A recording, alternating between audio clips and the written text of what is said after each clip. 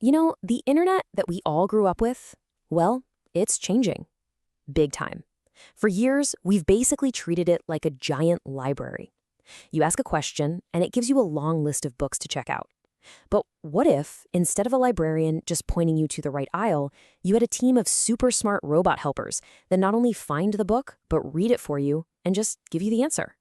Well, that's exactly what's happening right now with AI. So let me ask, have you met these new helpers yet? Because they're not just fancy search engines. You got to think of them as actual assistants. They don't just find information anymore, they understand it, they summarize it, and, as we're about to see, they can actually act on it. And believe me, that one little shift changes absolutely everything. For the past, 2 decades, the entire game of getting noticed online was about one thing: SEO, search engine optimization. The whole goal was to climb to the top of that list of blue links. But now, with these AI helpers, that game is kind of over. People don't want a list, they just want the answer. This new world isn't about SEO. It's about something called GEO, Generative Engine Optimization, and it's a completely new playbook. But think about it. For a robot helper to give you a great answer, it first has to know how to read the internet perfectly. And that brings us to our first big idea. How in the world do we teach them to do that? This right here is what GEO is all about. To put it really simply, it's like making a children's book for a robot. You use simple language, you use clear pictures, you put obvious labels on everything so the robot can't possibly get confused. See, you're not trying to rank on a list anymore. Your new goal is to be the single trusted source of truth that the AI helper quotes directly in its answer. So how do you actually make your site robot readable? Well, first, you use super clear labels on everything. In the tech world, they call this structured data, but really it's just like putting a sticker on a picture of a banana that says banana. It's that simple. Second, you don't hide your important info behind a bunch of clicks or pop-ups because a robot might miss it.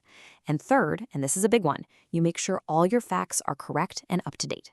I mean, if you want to be the source of truth, you actually have to be truthful, right? Okay, so our robot helpers can read and they can understand. That's pretty cool. But what happens when we take the next logical step and we give them a wallet? This is where things get really interesting and a little messy. First, let's just get the terms straight because you'll hear them a lot. Generative AI is the creator. It writes an email for you, it makes a cool image. But agentic AI, that's the doer. It's an agent that acts for you. It doesn't just suggest a flight, it goes and books that flight. It doesn't just find a cool pair of sneakers, it buys them. And listen, this is not some far-off science fiction idea. It is happening right now. According to some really sharp analysis from BCG, retail traffic from these new AI browsers has exploded. It's grown nearly 50 times in a single year. That's not a typo. People are already letting AI do their shopping, and this whole thing is moving way faster than anyone expected. But this lightning-fast change immediately slammed into a giant brick wall. Because when a robot helper shows up at an online store with a credit card, the store owner has a very, very important question to ask. And this quote just says it all. Shopify, one of the biggest e-commerce platforms on the planet, literally put this into its policy: checkouts are for humans. Just like that, they banned robot shoppers. And it sent this shockwave through the tech world because it exposed this massive, unspoken problem. And here's the absolute heart of the issue. When you click that buy button, you're not just clicking. You are signing a legal contract. You're agreeing to the price, the terms, the whole shebang. But a robot, a piece of code, it can't legally consent to anything. So if the robot clicks the button, who is actually giving permission? This is the make or break question.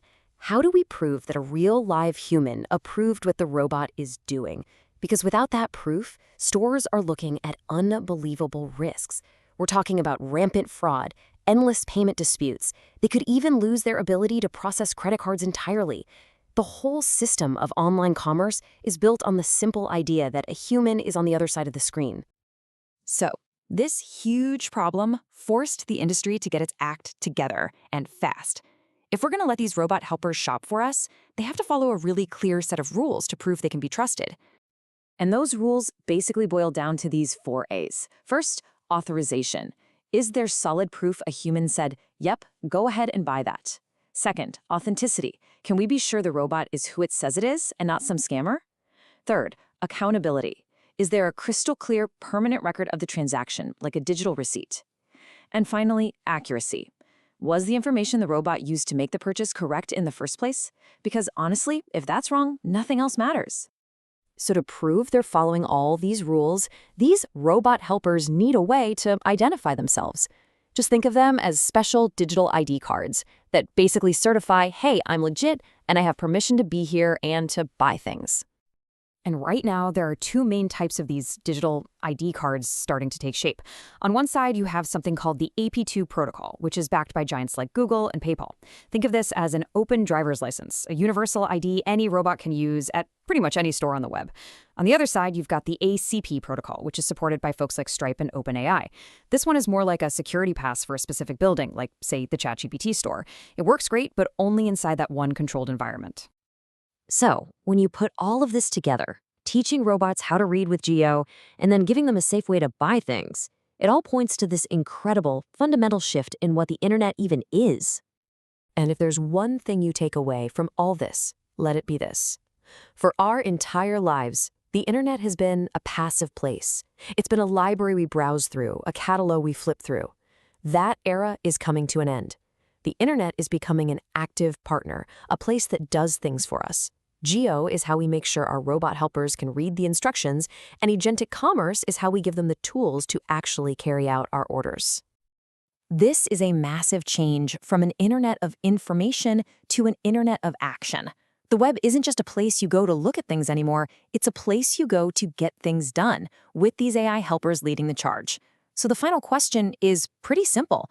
Are you ready for that? Is your business ready for that?